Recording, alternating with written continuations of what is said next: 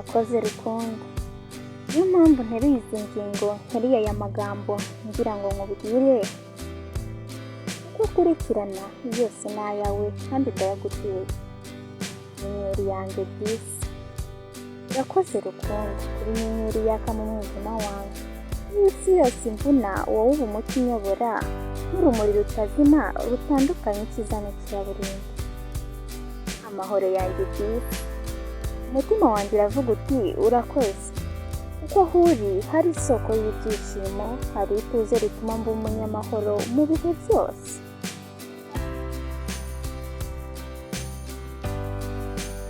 Ijambo ry'Imana mu buzima bwanjye bw'isi.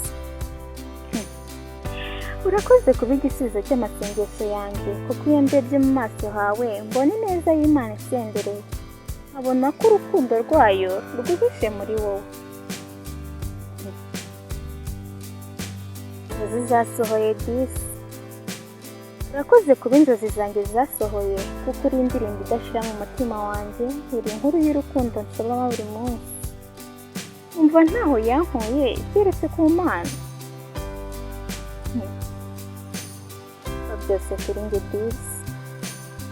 Nkunda uko nkunda, nkunda uko ngira inshuti, nkunda uko nyubakira ejo hazaza. Urakoze kuba byose kuri njye, inshuti yanjye, umuryango wanjye, n'urukundo rw'iteka.